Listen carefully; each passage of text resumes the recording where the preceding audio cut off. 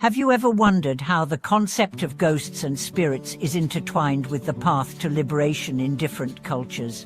Can a spirit, bound by suffering, find its way to enlightenment through the teachings of Buddhism? Welcome back to the channel.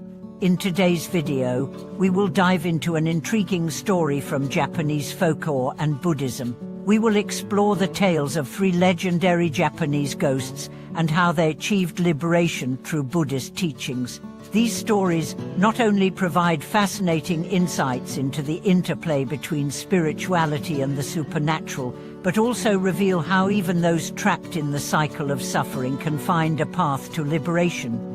In many cultures, ghosts are often viewed as restless spirits who remain bound to the physical world due to unresolved karma or attachments. These spirits are thought to wander aimlessly, trapped between the realms of the living and the dead.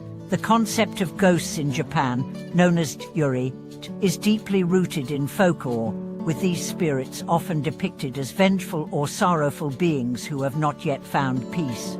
However, in Buddhism, there is a belief that even these lost souls can be freed through spiritual practice, and it is through the transformative power of Buddhist teachings that many of these ghosts find their liberation.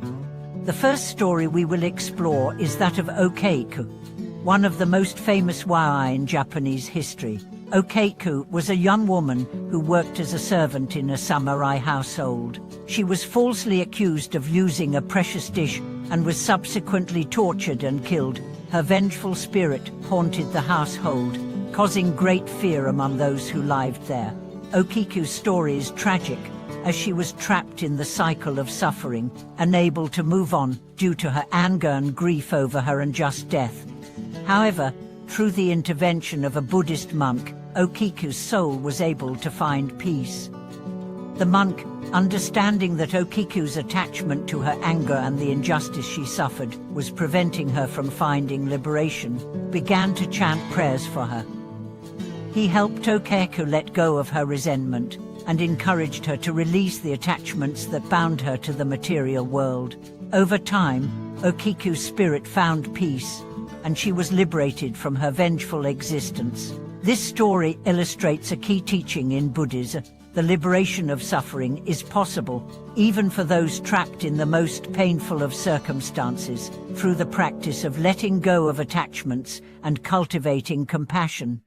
The second ghost we will encounter is the story of the wandering spirit of a samurai, who, much like Okeiku, was consumed by anger and bitterness. This samurai, known as Taro, had fallen in battle and was unable to move on to the next realm because of his unresolved feelings of hatred towards his enemies. His ghost wandered the land, causing destruction and fear wherever he went. His mind was clouded with the rage of his untimely death, and he could not find peace. Again, it was a Buddhist monk who intervened to help the spirit of Taro find liberation. The monk, seeing that Taro's attachment to his anger was the source of his suffering, chanted sutras and meditated on Taro's behalf. Through the power of the monk's prayers and his own spiritual practice, Taro's vengeful spirit began to soften.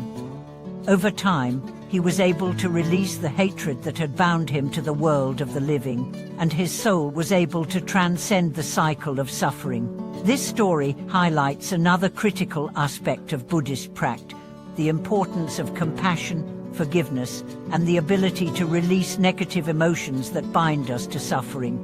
The third ghost in our tale is the story of a young woman named Keiko, who had died prematurely due to illness.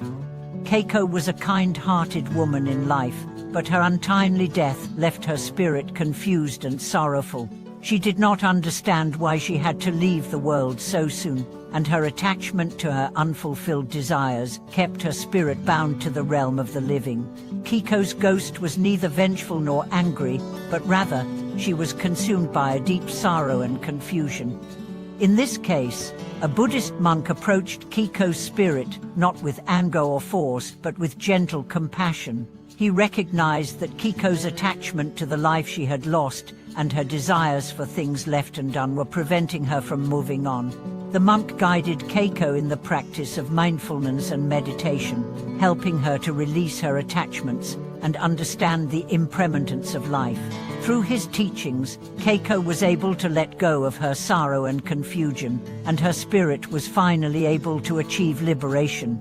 This story illustrates the power of understanding impermanence and letting go of attachments, which are central to Buddhist teachings.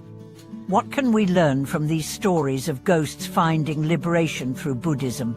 Firstly, we learn that suffering and attachment to the material world bind us to the cycle of birth, death, and rebirth samsara.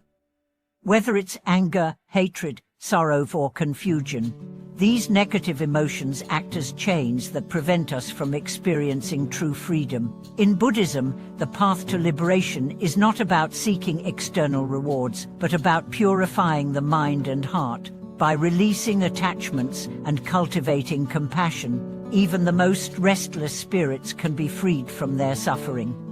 Moreover, these stories reveal the importance of spiritual practice, not only for ourselves but for others as well.